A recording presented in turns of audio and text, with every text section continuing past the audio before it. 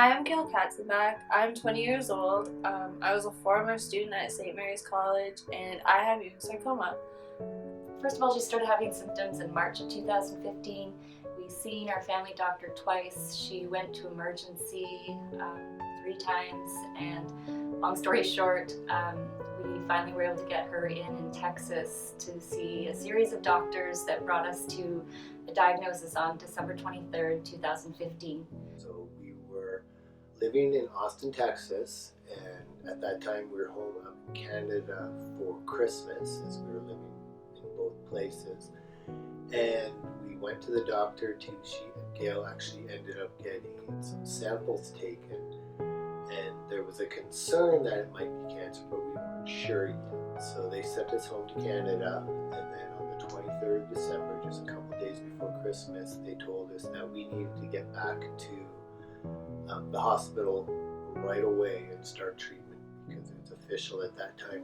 Initially, we were told that she had Ewing sarcoma, and so we started treatments for that immediately, which consist of generally about 9 months of 5 different types of very harsh chemotherapies and 31 sessions of radiation. So she was originally diagnosed with what's called Ewing sarcoma. This was actually a misdiagnosis, a hard one, an easy one to miss because it's actually a mutation of Ewing sarcoma. So it's called SICDUC4. And so originally with Ewing sarcoma, they said there's about a 70% success rate. So we were very optimistic on that. However, sadly, when we went to SICDUC, they continued using the same protocols, but from what we researched, there was a 0% success rate. We continued with conventional treatment. When she finished that, we did scans and it showed that there may be some hot spots. The doctors were hoping that that was just due to radiation. However, when we did a follow-up scan that December, it had metastasized, and we were told that she had 6 months left to live. Essentially packed up and left Texas and moved back to Canada. And then we started researching and looking for alternative treatments, any option out there, anywhere in the world, and we found a naturopathic MD in Arizona.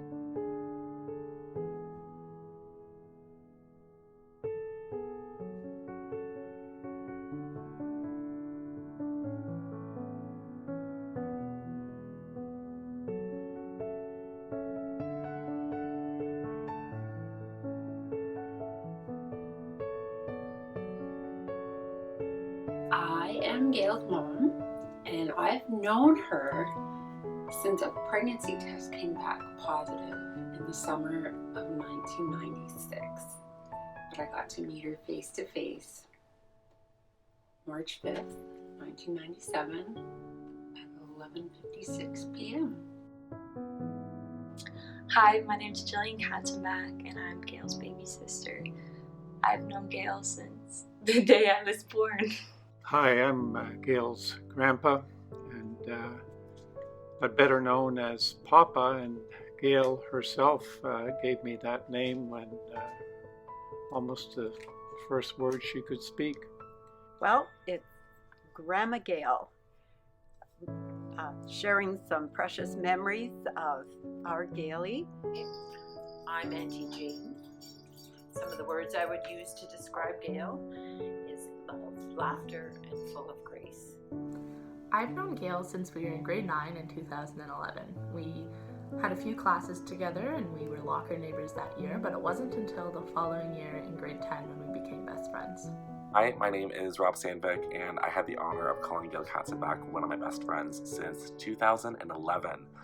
We met in the 9th grade, but we became great friends in the 10th grade, and that's actually where my favorite memory of Gayle comes from. Gayle was in my life, I would say, unfortunately for a short period. She and I met in February of 2017, planning Gayle's Golden Gala, and she was and is, I would say is, one of my best friends. What are 3 words you would use to describe Gayle and why? Graceful, because of how she acted She seemed to just kind of float about when she moved as opposed to walking. Even from when she was crawling on the floor, and she just would come toward you with one knee down and one knee up, and she could just creep across the floor, and just those eyes would just warm your heart. All Gayle wanted to do was to love and to be loved. Even on her toughest days, because she had so many, she found it in herself to ask me about how my day was going and how everybody in her life was doing, and I just found that super remarkable because she was so brave. One of the things that I loved most about Gayle was just how much she cared for the people around her and how she was always making sure that they knew that. She loved her friends and her family, and she was always pouring into them and telling them how much she loved them. Because she is so fiercely devoted to her family and friends, and once you were her friend, you were it for life. She was just so easy to care for, easy to get along with, easy to raise. Just in her late teens, she shared that her favorite hymn was a hymn by Keith Getty and Stuart Townend, and it was titled In Christ Alone, and this is how it goes. In Christ alone my hope is found. He is my light, my strength, my song. This cornerstone, this solid ground, firm through the fiercest drought and storm. The type of person Gayle was to me, she was my best friend.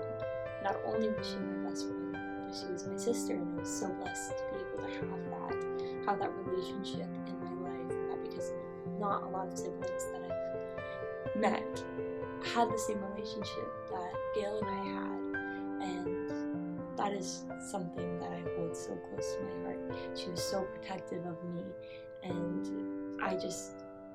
there's no words that I could use to describe the person she was to me other than that. So because Gayle was my oldest daughter, through my life there was some ups and downs, and there was some very special moments with Gayle and I where she was my rock. She was definitely the person that gave me the hug. She cried with me and she hugged me. She was a dear, dear, sweet daughter, and to say what she meant to me, she meant to me the world. I'm grateful that she's no longer suffering, and for the fact that I will get to see her again. I think it's shown me that if you live your life with strength and grace and humility, and you treat people properly, you're never truly gone. Your presence and your legacy will just keep shining. Just like every person and every relationship is unique, so is grieving. I've learned that it's okay to have good days. Don't feel guilty about it. And it's okay to have bad days. Don't feel guilty about that either. You know, I'm so blessed and so happy that I was able to take Gayle and Jillian around the world. You know, we've been to Barcelona, France, Aruba. You know, we travel. We've met Richard Branson at events. We've just gone to concerts, and she's able to live life. You know, if it was always, oh, we'll do this tomorrow, we'll do this tomorrow, she would have had pretty uneventful 21 years. But she didn't. She lived because she loved to travel. She loved to try new foods. She loved to listen to new music. And it's about experiencing life and not being angry all the time.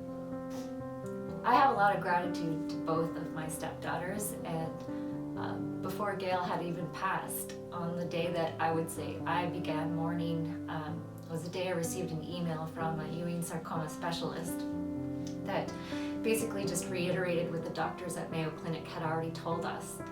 So I knew in that moment that Gayle's time here on earth was nearing a close, and that was probably the hardest day.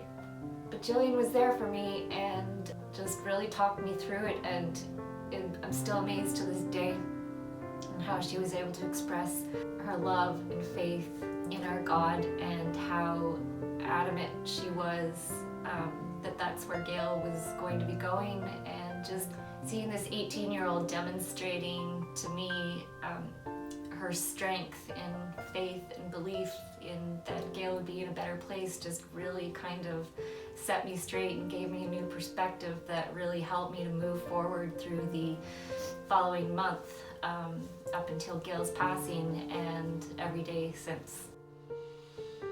Gayle, thank you. Thank you for making me a mom.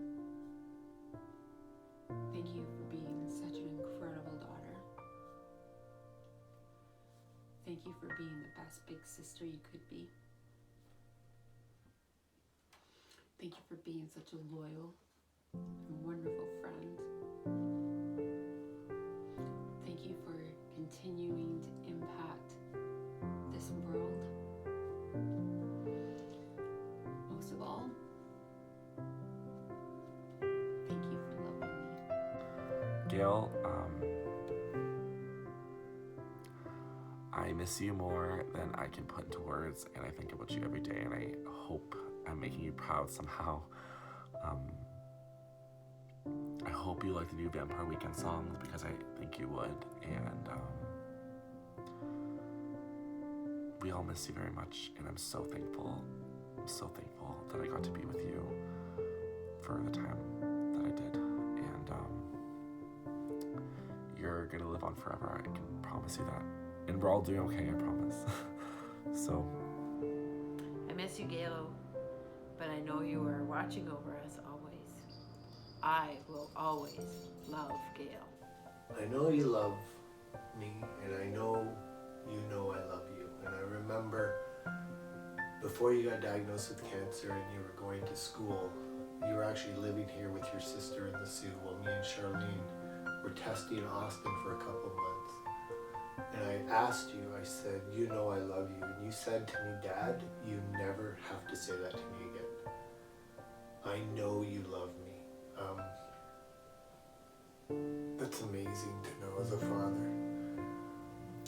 I love you dearly. I miss you. I'm so grateful that I got to experience having you part of my life for all those years. You taught me patience, kindness, love, and forgiveness in a way that I hadn't really experienced before. And I just want you to know how very much I love you and appreciate what an amazing big sister you were. You and your impact on your sister continues to shine through to today. I love seeing it come out in Jillian. And yeah, just can't wait to see you again. I love you. I'm so grateful for every moment I got to spend with you. I'm so grateful that you chose to spend your time in your last year of life with me, any of that time. I'm grateful that you taught me to take time to spend with people that you love. I'm so grateful for all the things you taught me, and I know you know what that means, and I want you to know that I'm working on it. All those things were not for nothing. I am so proud to be able to call you my sister.